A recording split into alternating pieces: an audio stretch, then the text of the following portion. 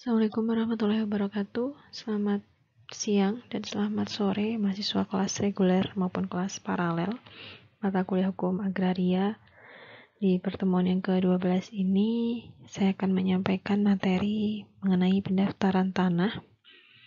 Silahkan dipelajari dan selamat belajar. Dasar hukum dari pendaftaran tanah kita bisa temukan di dalam pasal 19 Undang-Undang Pokok Agraria, kemudian ada di Peraturan Pemerintah Nomor 24 Tahun 1997 tentang pendaftaran tanah. Yang ketiga ada Peraturan Kepala BPN Nomor 3 Tahun 1997 dan yang keempat Peraturan Pemerintah Nomor 46 Tahun 2002. Jadi menurut pasal 19 Undang-Undang Pokok Agraria terhadap pendaftaran tanah itu bertujuan untuk menjamin kepastian hukum oleh pemerintah. Nah, jadi pendaftaran tanah ini diharapkan ketika sudah dilakukan oleh seseorang, maka seseorang tersebut akan memiliki kepastian hukum dan sekaligus juga memiliki perlindungan hukum terhadap kepemilikan tanah yang dimiliki oleh seseorang maupun badan hukum tertentu. Di mana dalam proses pendaftaran tanah ini meliputi pengukuran, perpetaan, dan pembukuan tanah. Jadi diukur terlebih dahulu, kemudian dipetakan untuk nantinya dicantumkan ke dalam sertifikat. Di mana sertifikat ini diberikan sebagai surat tanda bukti hak yang juga berlaku sebagai alat pembuktian yang kuat terhadap kepemilikan suatu tanah. Pendaftaran tanah ini juga diselenggarakan dengan melihat keadaan serta keperluan dari masyarakat, sehingga dalam menyelenggarakan pendaftaran tanah ini pemerintah berupaya untuk tidak membebankan atau tidak mempersulit masyarakat yang ingin mendaftarkan tanahnya, sehingga pemerintah mengadakan program pendaftaran tanah secara gratis atau yang kita sebut saat ini sebagai PTSL. Nah, ini adalah pengertian pendaftaran tanah atau definisi dari pendaftaran tanah secara umum. Jadi, pendaftaran tanah adalah rangkaian kegiatan yang dilakukan oleh pemerintah secara terus-menerus, berkesinambungan dan teratur. Nah, kenapa dikatakan secara terus-menerus, berkesinambungan dan teratur? Karena pendaftaran tanah ini harus terus-menerus dilakukan ketika ada perubahan data, maupun itu data fisik maupun data yuridis dari tanah. Nah, ini harus segera didaftarkan.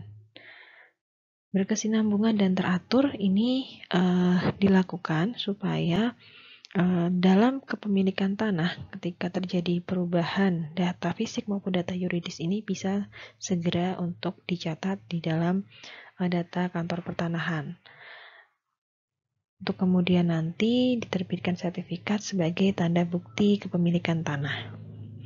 Di mana pendaftaran tanah ini meliputi pengumpulan, pengolahan, pembukuan, dan penyajian serta pemeliharaan data fisik dan data yuridis. Nah, yang dimaksud dengan data fisik ini adalah fisik dari tanah tersebut. Misalnya, letak tanah, luas tanah, kemudian lokasi tanah di mana yang berbatasan dengan siapa, kemudian juga yang data yuridis itu adalah kepemilikan tanah itu dimiliki oleh subjeknya siapa dan juga dilekati dengan hak atas tanah apa. Apakah itu hak milik, hak guna bangunan, hak guna usaha, atau hak pakai.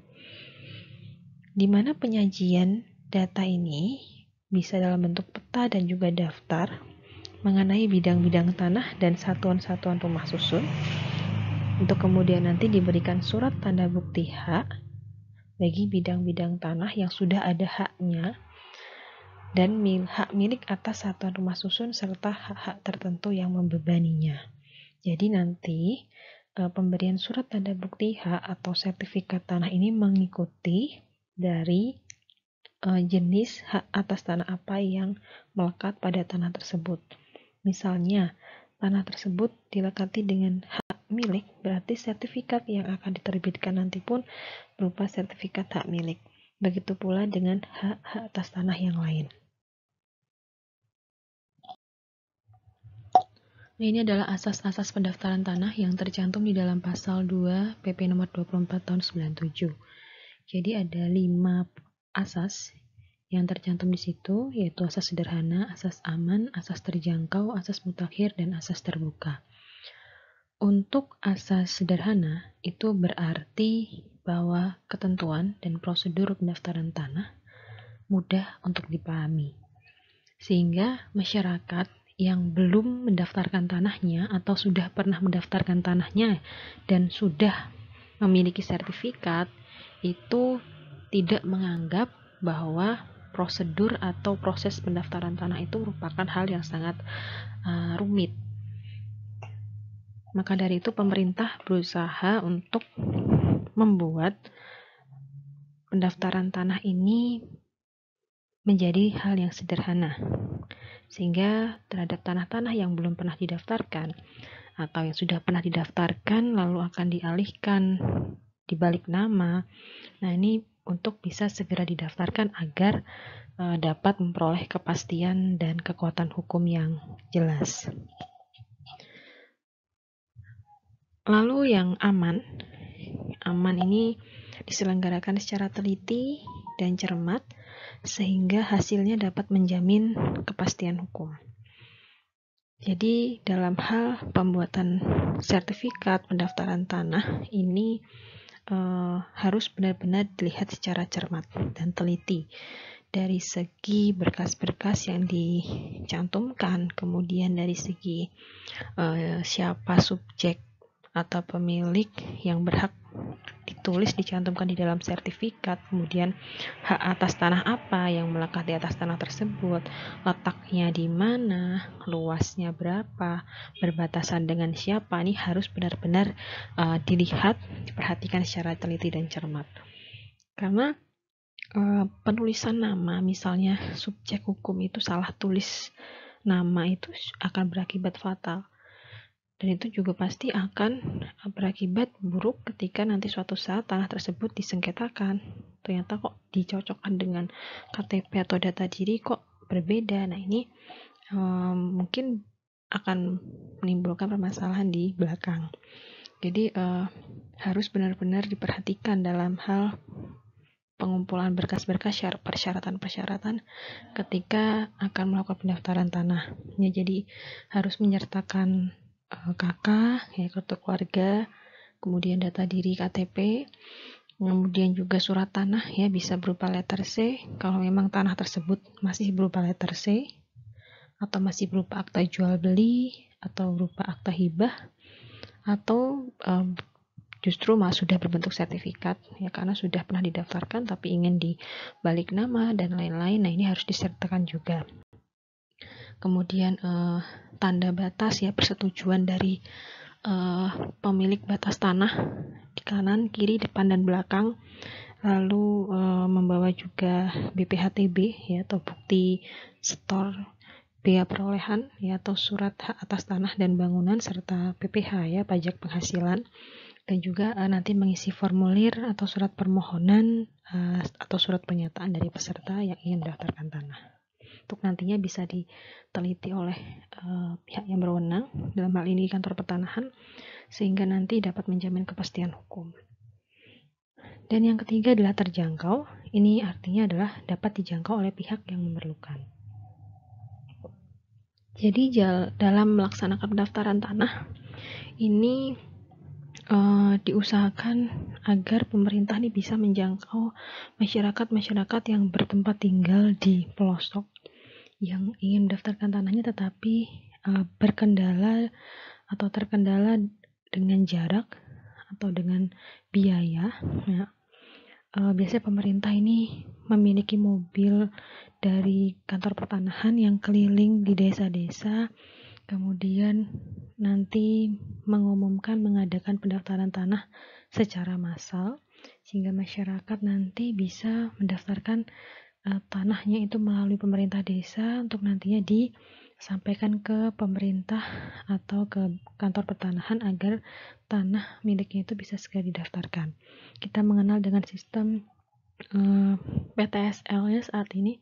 Jadi sistem PTSL ini merupakan pendaftaran tanah sistematis lengkap yang gratis, sehingga birokrasinya juga dibuat sederhana mungkin supaya bisa terjangkau oleh masyarakat, baik dari segi biaya karena ini gratis, dan juga dalam segi jarak karena ini bisa dilakukan secara bersama-sama atau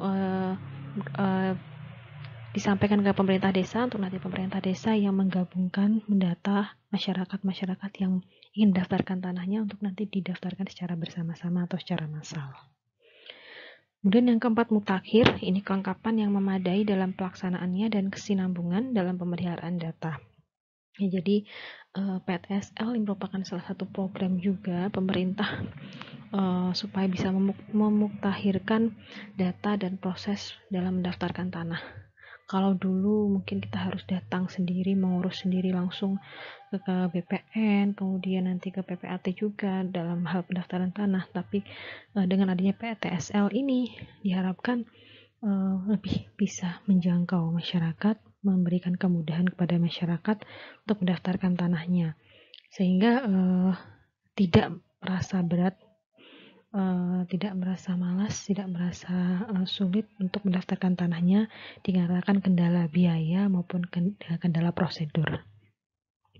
Lalu yang terakhir adalah terbuka. Jadi masyarakat dapat memperoleh keterangan mengenai data yang benar setiap saat. Jadi masyarakat ini boleh dan bisa memperoleh data terkait tanah yang akan didaftarkan atau tanah yang ingin dibeli, karena mungkin khawatir apakah tanah tersebut sedang dalam sengketa ataukah tanah tersebut memang aman dari sengketa, atau ingin mengecek apakah tanah tersebut betul pemiliknya si Tuan A atau pemiliknya betul miliknya Nyonya B. Nah, ini harus bisa kita cari informasi, kita boleh mencari informasi data yang lengkap ke kantor pertanahan. Ini harus secara terbuka. Jadi dimaksudkan agar dalam proses pendaftaran tanah atau penjual beli tanah ini bisa tidak menimbulkan sengketa di kemudian hari. Nah, jadi ini adalah tujuan dilakukannya pendaftaran tanah, yaitu untuk memberikan kepastian hukum dan perlindungan hukum kepada pemegang hak agar dengan mudah dapat membuktikan dirinya sebagai pemegang hak yang bersangkutan. Jadi ketika seseorang yang memiliki tanah itu sudah mendaftarkan tanahnya atau sudah pernah mendaftarkan tanahnya, kemudian mengalihkan kepada pihak lain, dan si pihak lain itu memperbarui datanya, ini otomatis juga akan memperoleh kepastian hukum dan perlindungan hukum. Dikarenakan oleh kantor pertanahan akan diberikan surat tanda bukti yang berupa sertifikat, sehingga ketika nantinya ada sengketa terhadap tanah tersebut, pihak tersebut dapat dengan mudah membuktikan bahwa dirinya memang sebagai pemegang hak yang sesungguhnya. Kemudian yang kedua, untuk menyediakan informasi kepada pihak-pihak yang berkepentingan, termasuk pemerintah, ya, sehingga dapat dengan mudah memperoleh data yang diperlukan dalam mengadakan perbuatan hukum. Ya, jadi ketika seseorang sudah mendaftarkan tanahnya, sudah memperoleh sertifikat sebagai tanda bukti hak, ini ketika ada pihak lain, baik itu pemerintah maupun individu maupun badan hukum yang ingin atau membutuhkan data informasi terkait tanah tersebut, ini sudah bisa lebih jelas karena sudah tercantum semua di sertifikat, baik itu data fisik maupun data yuridis dari tanah yang bersangkutan. Dan yang ketiga, untuk terselenggaranya tertib administrasi pertanahan. Jadi dengan didaftarkan tanah, maka administrasi pertanahan juga akan bisa didata atau dibuat secara lebih tertib. Jadi tanah-tanah yang ada itu data-datanya tercantum dengan lengkap dan jelas di kantor pertanahan. Nah, ini adalah secara teoritis mengenai tujuan pendaftaran tanah itu mencakup tentang Rehkadaster dan juga Fiskal Kadaster. Jadi Rehkadaster kalau kita lihat dari namanya berarti terkait sama hukum. Jadi Rehkadaster ini dibentuk dengan tujuan untuk menjamin kepastian dan juga perlindungan hukum atas tanah. Ya, jadi nanti kita bisa tahu siapa subjek atau pemegang hak yang sesungguhnya, kemudian berapa luas tanahnya, kemudian di mana letak tanahnya, dan juga batas-batas bidang tanahnya itu berbatasan dengan apa atau siapa saja. Nah, ini nantinya pemerintah akan membentuk suatu badan atau lembaga hukum yang secara khusus bertugas untuk menjelaskan, yaitu dalam hal ini adalah Badan Pertanahan atau Kantor Pertanahan, untuk nantinya data-data tersebut dicantumkan di dalam sertifikat tanah. Kemudian untuk yang fiskal kadaster ini berarti terkait sama pajak. Jadi nanti di dalam fiskal kadaster ini tujuannya adalah untuk pemungutan pajak atas tanah. Jadi siapa sih wajib pajak yang berhak untuk membayar pajak tanahnya. Kemudian nanti supaya diketahui luas tanahnya itu berapa, karena untuk menilai pajak tanah atau menilai-nilai tanah ini dilihat atau ditentukan dari luas tanah dan juga penggunaan tanah tersebut.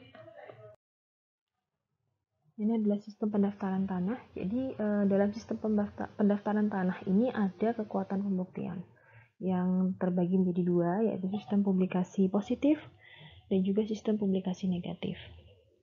Jadi untuk sistem publikasi positif ini pengertiannya adalah bahwa apa yang terkandung dalam buku tanah dan juga surat-surat tanda bukti hak yang sudah dikeluarkan itu dijadikan sebagai alat pembuktian yang mutlak, sehingga pihak yang bertindak atas bukti-bukti tersebut mendapatkan perlindungan yang mutlak.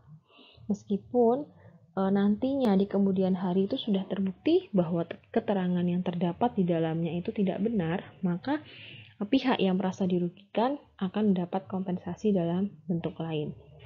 Jadi intinya orang yang mendaftar sebagai pemegang hak atas tanah itu sudah tidak dapat diganggu gugat lagi haknya, baik oleh pihak yang merasa sebenarnya dia pemilik tanah tersebut maupun oleh negara.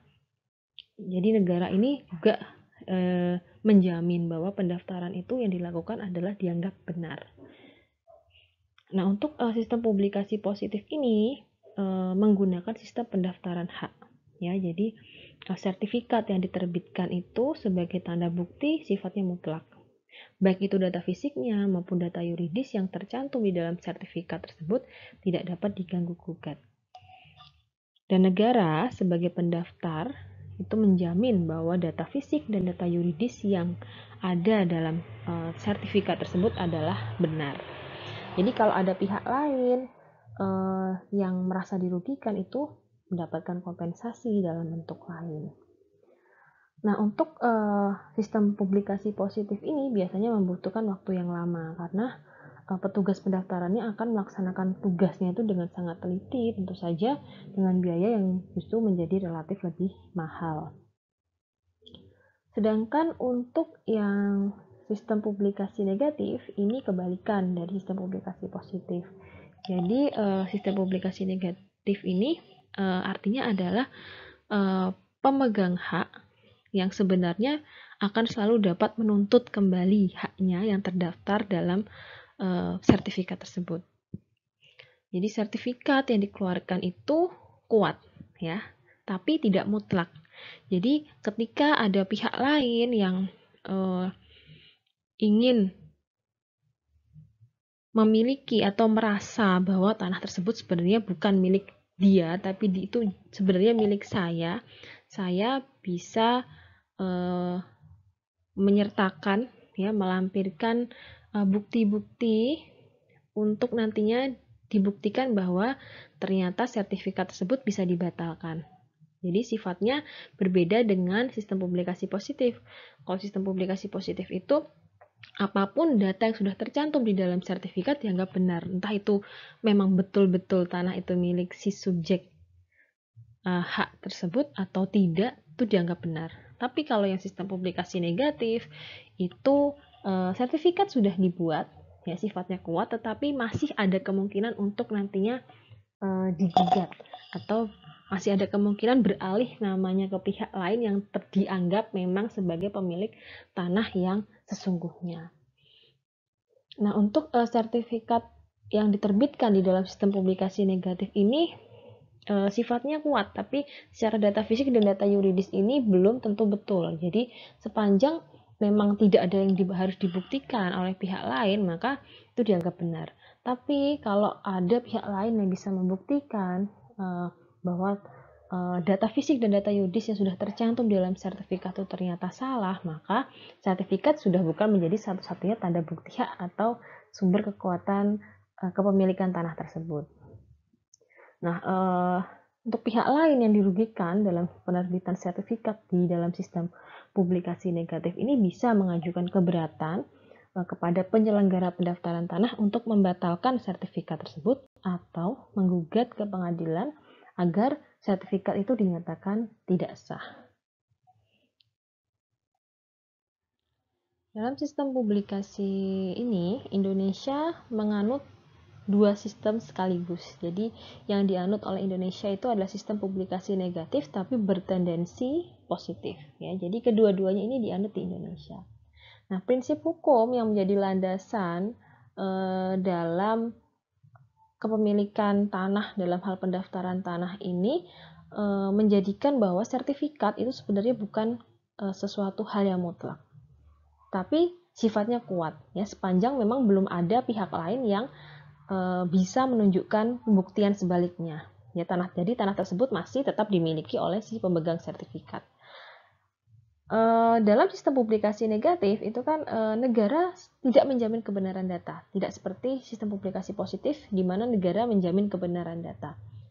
Namun saat menjalankan tugas pendaftaran tanah ini, petugas BPN atau kantor pertanahan ini harus datang ke lokasi ya, survei, melihat objek tanahnya, kemudian meneliti kebenaran mengenai objek atau data-data fisik maupun data yuridis dari tanah tersebut.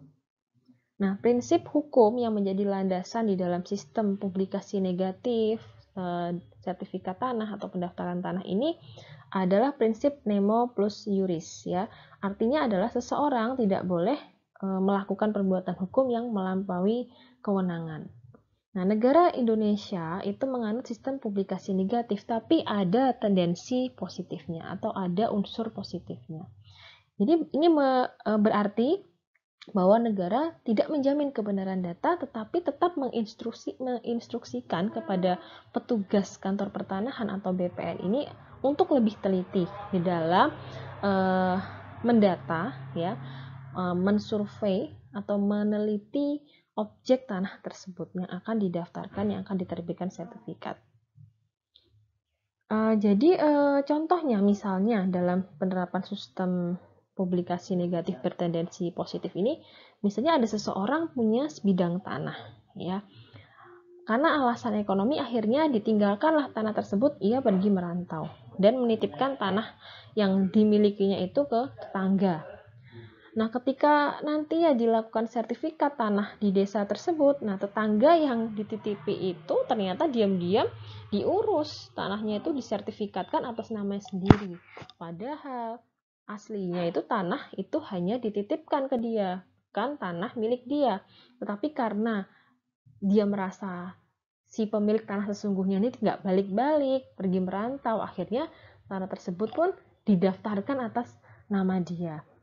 Nah, ketika kemudian hari si pemilik aslinya itu kembali dan mengetahui kejadian tersebut, nah dia mungkin saja bisa menempuh proses hukum karena sertifikat yang sudah terbit ini kan kemungkinan besar tidak sah, ya kan, karena kuat tapi kan nggak mutlak karena sebenarnya tanah itu punya dia gitu, bukan milik orang yang mendaftarkan tanah tersebut. Nah, jadi sistem publikasi negatif ini juga harus ditendensikan dengan sistem publikasi positif, sebab di Indonesia memang tidak bisa hanya dijalankan atau diterapkan hanya satu sistem publikasi saja. Nah, jadi sebenarnya apa sih yang dilaksanakan di dalam pendaftaran tanah? Ya, jadi kenapa kok seseorang akhirnya mendaftarkan tanahnya. Jadi tanah itu didaftarkan bisa karena memang tanah tersebut belum pernah didaftarkan sebelumnya, atau sudah pernah didaftarkan dan sudah punya sertifikat, tapi ini akan dialihkan ke pihak lain, ke atas nama orang lain. Nah, untuk yang tanah yang belum pernah didaftarkan sama sekali, ini disebut dengan pendaftaran tanah pertama kali.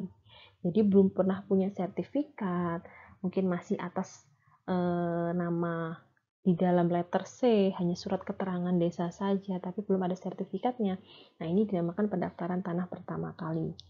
Itu berupa pengumpulan dan pengolahan data fisik, kemudian pembuktian hak dan pembukuannya, nanti diterbitkan sertifikat di mana di dalamnya itu ada data fisik dan data yuridis, kemudian nanti untuk disimpan di kantor pertanahan. Sedangkan yang pemeliharaan pendaftaran tanah ini berarti tanah tersebut sudah pernah didaftarkan sebelumnya, tapi akan dialihkan ke pihak lain, misalnya melalui prosedur jual beli, maupun hibah, maupun sewa menyewa, untuk nantinya tetap dipelihara datanya. Dalam artian, ketika ada balik nama, ini sudah beralih ke pemilik yang baru, sudah bukan sertifikatnya itu atas nama pemilik yang lama. Karena apabila tidak segera didaftarkan, misalnya sudah ada warisan, tanah warisan atau tanah yang diperjualbelikan atau disewakan, dihibahkan, tidak segera untuk dibalik nama ke pemegang hak yang baru, ini akan rentan terjadi kesulitan nanti apabila ada sengketa. Ya, misalnya pemilik lama ternyata sudah meninggal atau entah di mana keberadaannya, lalu ketika akan kita jual, akan kita jaminkan atau kita sewakan, tetapi harus membutuhkan tanda tangan dari pihak yang lama, ternyata kita tidak tahu keberadaannya atau justru sudah meninggal. Nah, ini tentu kita akan kesulitan. Maka dari itu, untuk memelihara pendaftaran tanah ini, maka harus segera mungkin ketika ada perubahan data, baik itu data fisik maupun data yuridis, misalnya ternyata luas tanahnya berkurang, terus atau bertambah, atau pemilik batasnya berganti, atau pemilik tanahnya itu berganti, ini harus segera untuk didaftarkan. Supaya apa? Supaya tetap terpelihara data dari pendaftaran tanah. Nah, untuk yang pendaftaran tanah pertama kali itu ada dua macam, yaitu secara sistematik dan juga sporadik. Untuk yang sistematik ini biasanya diprakarsai atau dihimpun oleh pemerintah setempat, ya, secara massal, secara serentak, meliputi semua objek pendaftaran tanah yang belum pernah didaftar di suatu wilayah atau di suatu desa. Jadi pemerintah desa biasanya menginfokan ke masyarakatnya, bagi yang punya tanah tapi belum pernah didaftarkan, ayo didaftarkan bersama-sama secara massal melalui pendaftaran tanah secara sistematik. Nah, biasanya kita sudah mengenal PTSL tadi, pendaftaran tanah sistematis lengkap, ya, jadi ini biasanya gratis. Kalaupun nanti ada biaya pendaftaran itu biasanya hanya administrasi saja, tetapi secara pendaftaran biaya yang tanahnya itu tidak dipungut biaya. Nah, sedangkan yang sporadik ini pemrakarsanya yang berinisiatif adalah pemilik tanahnya sendiri, jadi bukan pemerintah. Jadi misalnya saya punya tanah, tapi saya belum pernah mendaftarkan tanah tersebut. Lalu saya inisiatif untuk saya mendaftarkan tanah milik saya itu ke kantor pertanahan. Nah, ini yang dinamakan pendaftaran tanah pertama kali secara sporadik. Jadi atas permintaan yang berkepentingan. Berbeda dengan yang sistematik. Kalau sistematik ini yang memprakarsai adalah pemerintah, sedangkan yang sporadik itu adalah permintaan dari pemilik tanah yang bersangkutan. Nah, jadi itu penjelasan sedikit mengenai materi pendaftaran tanah. Jika nanti ada yang kurang jelas atau ingin didiskusikan atau ingin ditanyakan, silahkan bisa japri saya di WA atau ditanyakan di WhatsApp group. Mohon maaf jika ada penjelasan yang kurang berkenan atau kurang jelas. Terima kasih atas perhatiannya. Selamat siang dan selamat sore. Wassalamualaikum warahmatullahi wabarakatuh.